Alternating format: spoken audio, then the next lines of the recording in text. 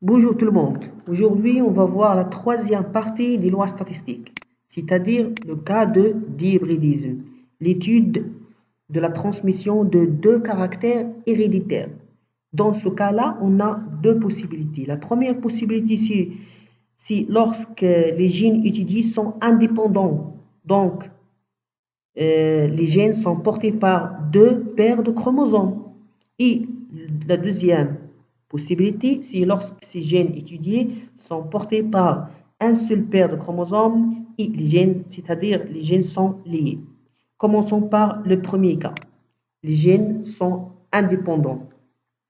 Alors ici, on va étudier la transmission de la couleur et la transmission de la forme des graines de pois, c'est-à-dire deux caractères héréditaires. Donc, c'est le cas de d'hybridisme, comme on a déjà dit. Alors, le premier croisement ici se fait entre des graines jaunes lisses avec des graines vert ridées. Et la génération F1 est formée par des graines, 100% des graines jaunes lisses.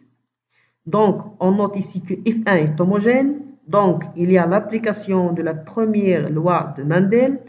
Donc, les parents sont de race pure et l'allèle responsable de la couleur jaune est dominant par rapport à l'autre et l'allèle responsable de la forme lisse est dominant par rapport à l'allèle responsable de la forme ridée. Le deuxième croisement, c'est un croisement qui se fait entre les individus du S1. Il nous donne les résultats qui sont ici. Alors, ces résultats sont comme suit. Des graines lisses et jaunes avec un pourcentage à peu près de 9 sur 16. Des graines ridées jaunes, 3 sur 16. Des graines lisses et vertes, 3 sur 16. Des graines ridées et vertes, 1 sur 16. Alors, on note ici qu'on a l'apparition de nouveaux individus. Par exemple, celui-là et celui-là ces deux-là sont novotes, ils sont recombinés, alors que celui-là sont parentaux. Mendel a interprété l'apparition de phénotypes recombinés, bien nouveaux, par la séparation indépendante et aléatoire des allèles au cours de la transmission des gamètes. C'est le phénomène de brassage interchromosomique. Et donc, chaque individu hybride hétérozygote produit obligatoirement 4 types de gamètes. C'est ce qu'on va voir dans l'interprétation chromosomique. Dans l'interprétation chromosomique, le premier croisement, on a dit que c'est un croisement qui se fait entre des graines lisses et jaunes avec des graines ridées et vertes. Et les parents sont de race pure, donc chacun de ces caractères est homozygote, L, L, G, G, R, R, V, V. Et comme vous marquez, les chromosomes ici sont séparés. Alors, chacun des deux, il va donner 100% un seul type de gamète, LG et CRV. I, F1, I sont des graines formées par des graines sont tous LG, c'est-à-dire lisses et jaunes, 100%. Le deuxième croisement, c'est un croisement qui se fait entre les grains de F1, F1, F1, LRGV, LRGV. Donc ici, on va obtenir, chacun va donner 4 types de gamètes avec 25% pour chacun, comme vous voyez ici. 25% LG, 25% RV, 25% LV, 25% RG. C'est ce qu'on appelle le brassage interchromosomique. La même chose pour l'autre individu. Et les résultats, on va les voir dans l'échiquier de croisement. Alors, voilà ici l'échiquier de croisement. On a posé ici 4 types de gamètes. Et ces 4 types de gamètes, alors 4 fois 4, ça fait 16 possibilités. Si vous remplissez le tableau, vous allez remarquer que on a ici 1, 2, 3, 4, 5, 6, 7, 8, 9. Alors, 9 phénotypes sont LG, c'est-à-dire jaune lisse.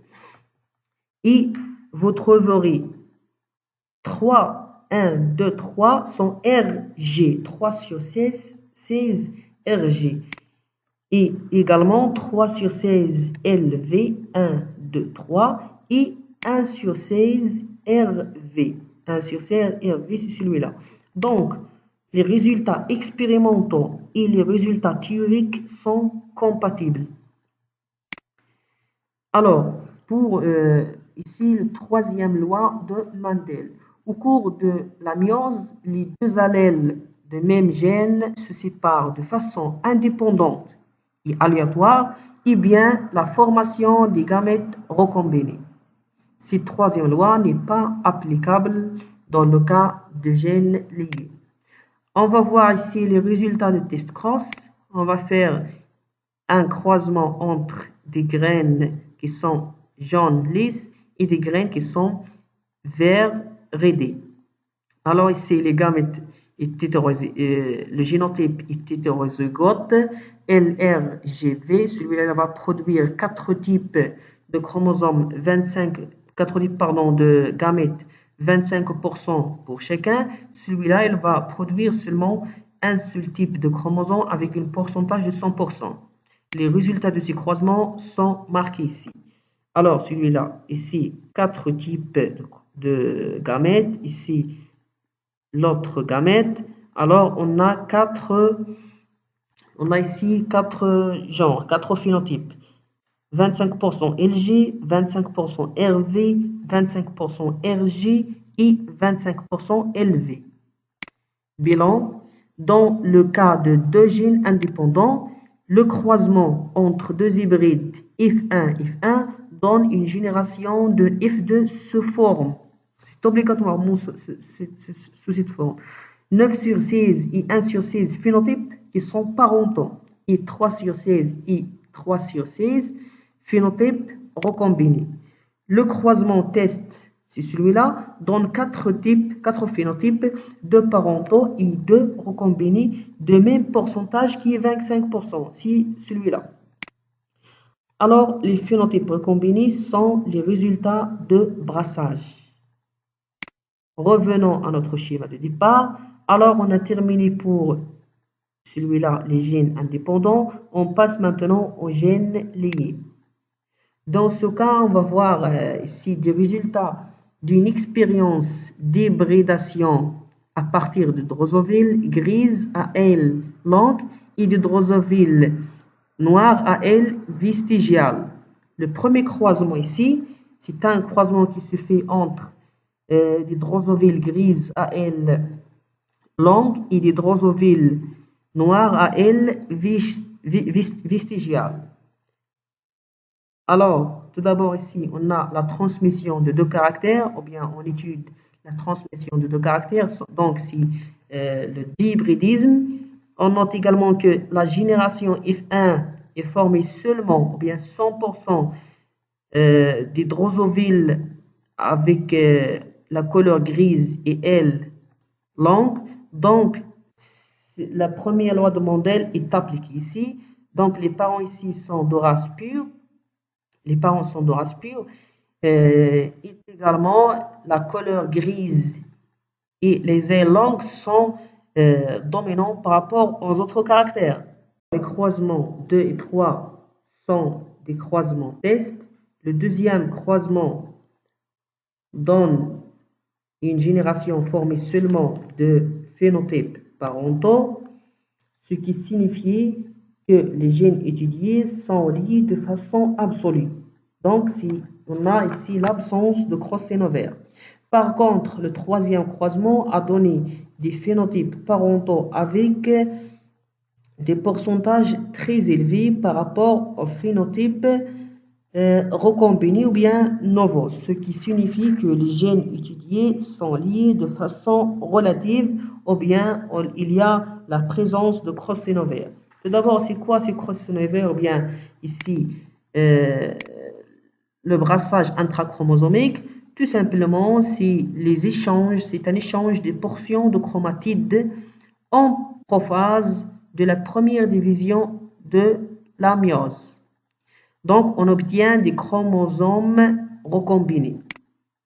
Pour l'interprétation génétique des 3 croisements précédents, pour le premier, on a GL, c'est-à-dire gris, longue, et NV, c'est-à-dire noir, vestigial. Les parents sont de race pure, donc chacun il va donner 100% un seul type de gamètes, GL, NV, et on note ici que les gamètes ou bien les gènes sont liés dans un seul chromosome. Donc, la première génération sera tous 100% GL. Pour le deuxième croisement, c'est un croisement entre GL et NV. Alors, celui-là, parce qu'il est récessif, donc il faut être homozygote pour les deux gènes. Et celui-là, il va être hétérozygote pour produire deux types de phénotypes.